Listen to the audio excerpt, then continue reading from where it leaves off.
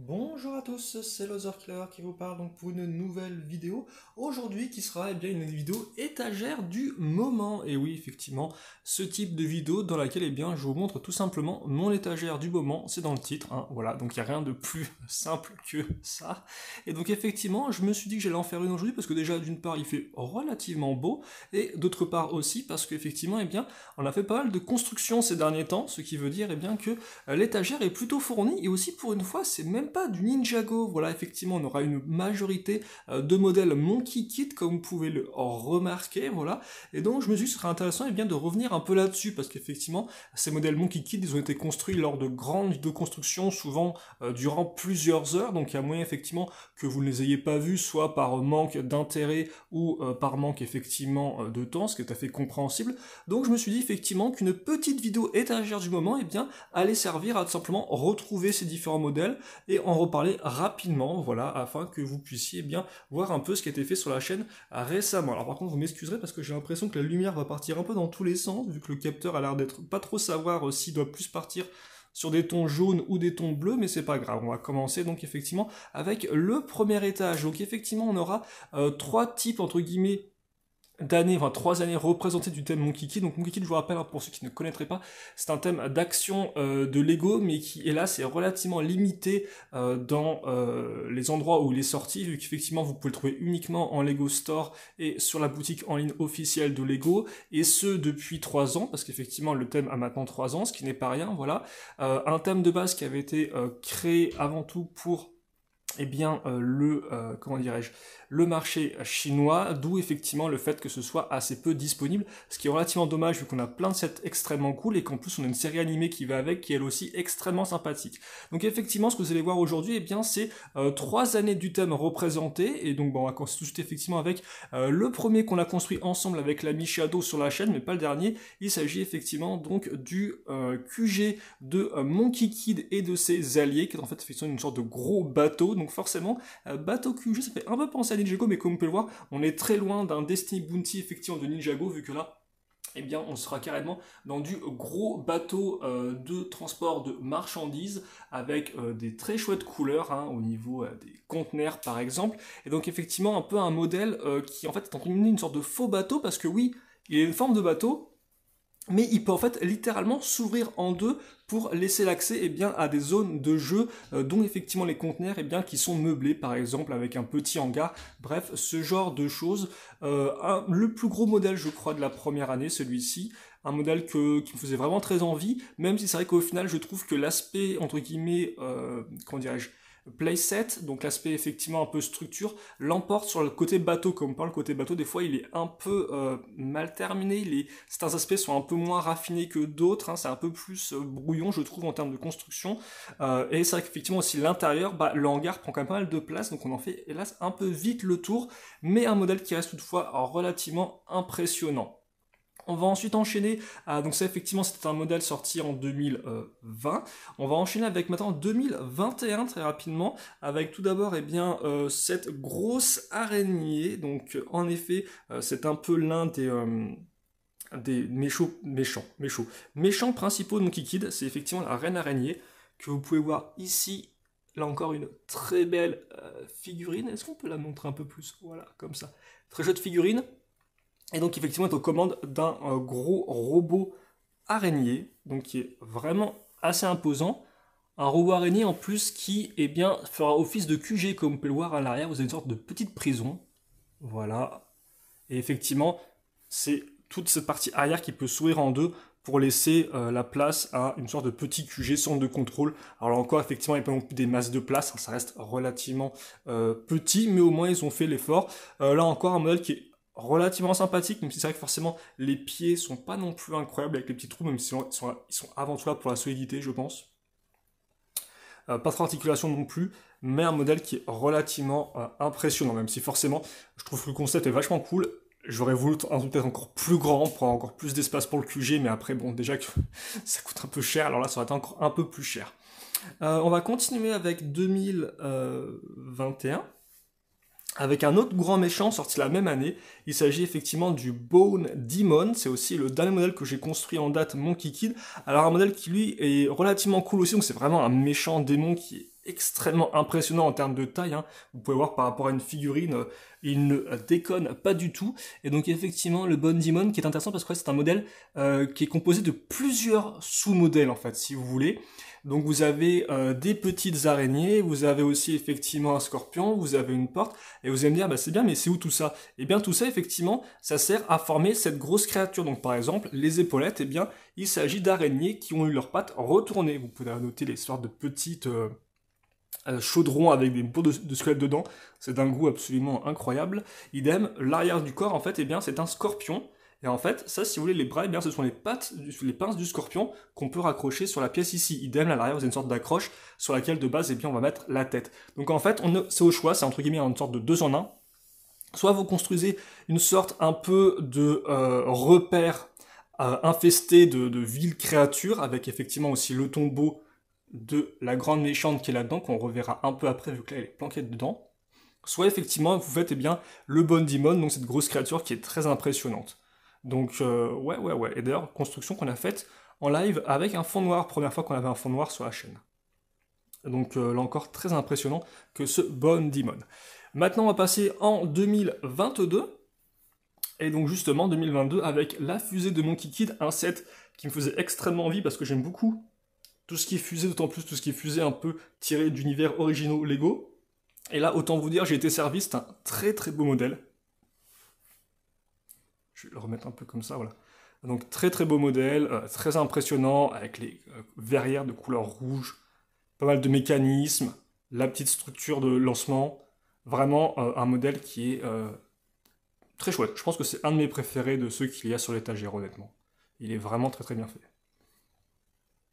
En bas, vous avez donc un autre modèle 2022, c'est la roue de feu de Nezra, si je ne dis pas de bêtises, qui est un modèle un peu plus, entre guillemets, buffet, dans le sens où vous avez plusieurs sous-constructions, 4 au total dans ce set-là qui coûte, je crois, 70 €, donc là encore, c'est pas donné. Forcément, le modèle principal, c'est la roue de feu. Alors vous savez que moi, j'aime pas mal tout ce qui est un peu moto, c'est peut-être que vous savez pas, j'aime pas mal tout ce qui est effectivement un peu moto-futuriste.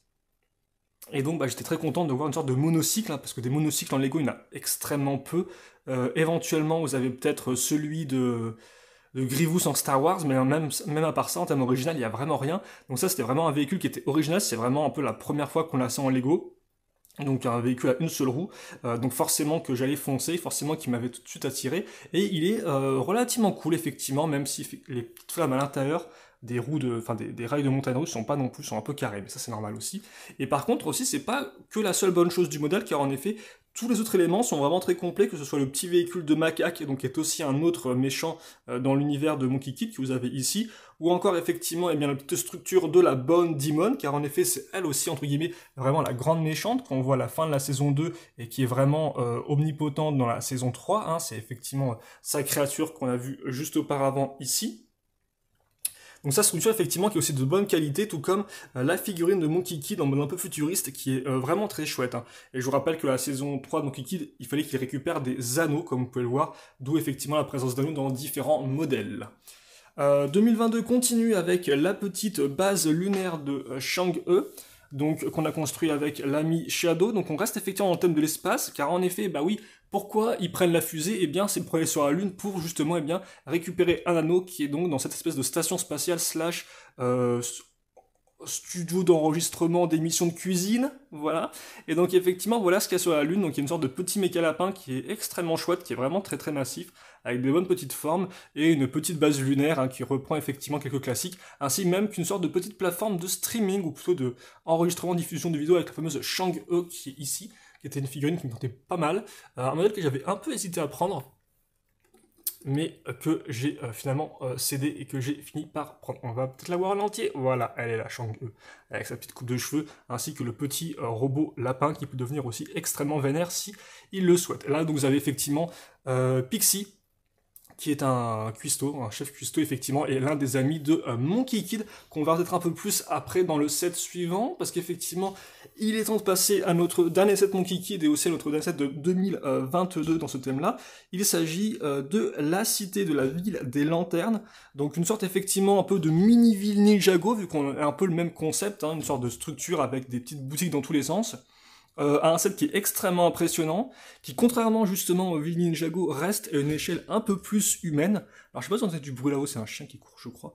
Mais oui effectivement, un modèle qui reste un peu plus à échelle humaine, contrairement aux villes des fois qui sont vraiment très très abondantes en détail et extrêmement massives. Là effectivement on peut facilement naviguer dans les différents niveaux, donc bon je vais pas vous le refaire tout le set, hein.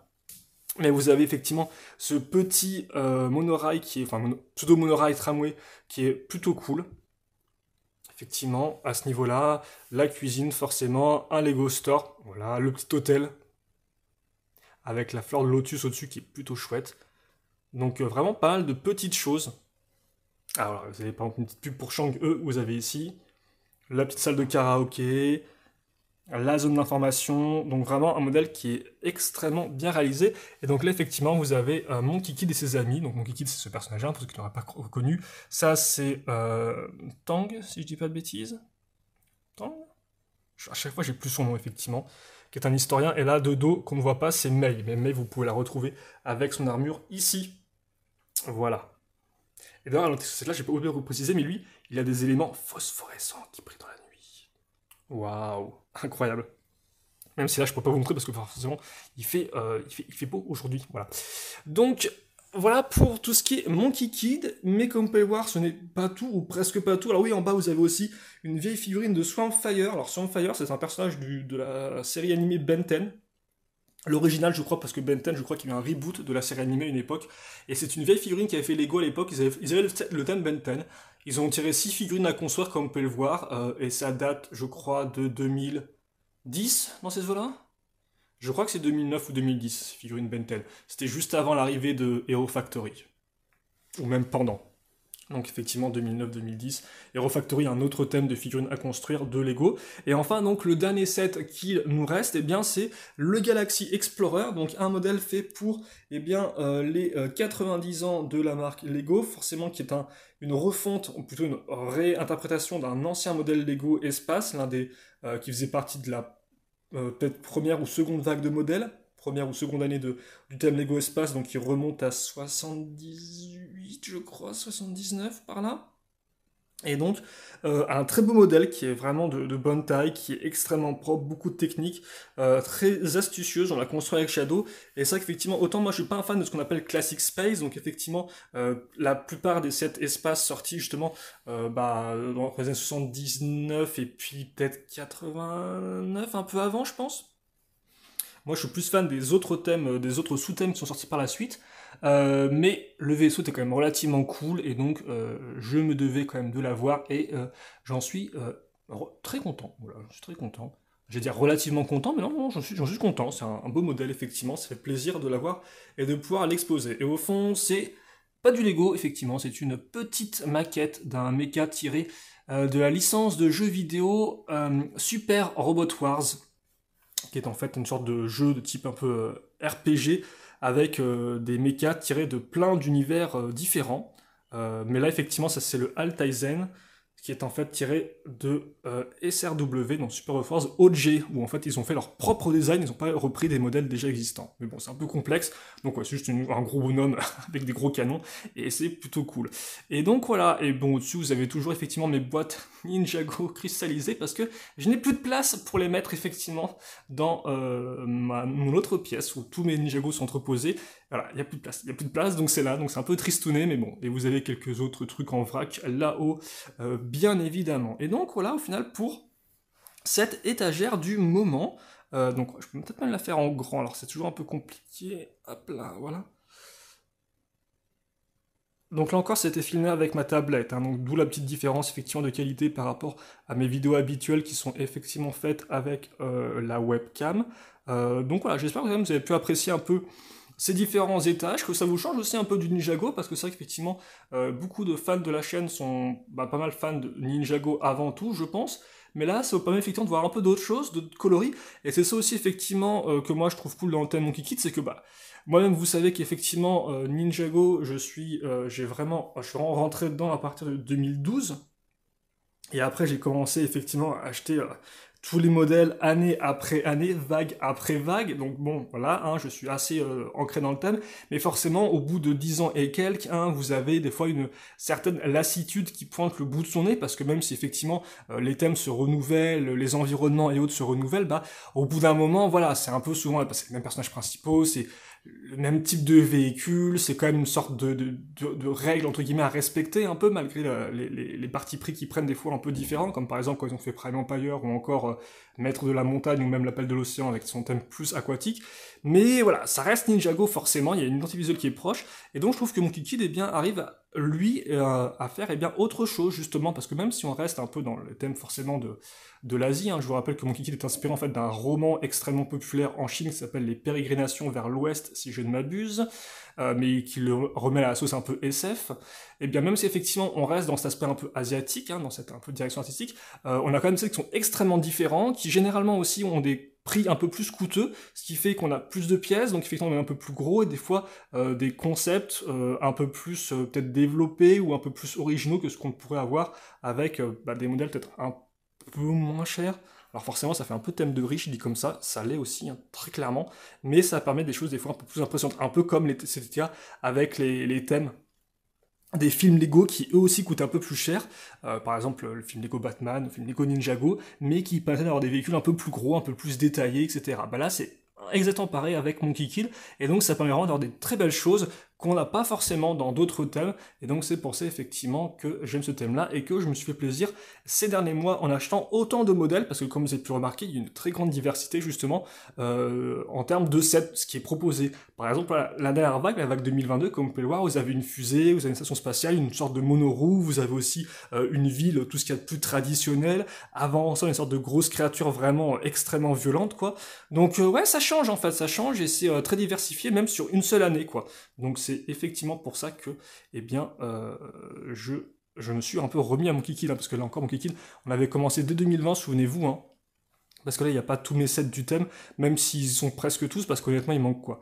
Il manque le Mecha de Monkey Kid, il manque aussi le Demon Bull King, qui est une autre grosse créature, le vaisseau de Monkey Kid, je crois, et la petite moto de Mei, mais je crois qu'il n'y avait que 4 modèles. Alors, si j'en oublie un, je suis extrêmement désolé pour celui que j'oublie. J'espère qu'il ne sera pas triste. Bref, en tout cas, trêve de blabla, voilà, c'était ma petite vidéo sur l'étagère du moment, une étagère du moment résolument Monkey Kid avec plein de modèles récents, tout joli, tout beau, tout brillant. Ça fait plaisir à voir, et j'espère que vous aussi, vous avez pris un minimum de plaisir et bien, à m'écouter et à voir ces différents modèles. Si vous aussi vous êtes fan de Monkey Kid ou d'autres choses, et bien n'hésitez pas à me faire partager votre avis et vos commentaires sur ces modèles-là, bien évidemment, et aussi, si vous avez votre propre étagère, eh bien, n'hésitez pas à me dire ce que vous avez mis, ce que vous avez exposé en ce moment dans votre chambre, ça pourrait être intéressant, effectivement, de voir, enfin, plutôt d'en parler avec vous. En tout cas, nous, on va se quitter là-dessus pour cette petite vidéo. Bien sûr, questions, commentaires, n'hésitez pas, et puis, pour le reste, passez une bonne journée, une bonne soirée, une bonne tout ce que vous voulez, et à la prochaine. Salut à tous et à toutes.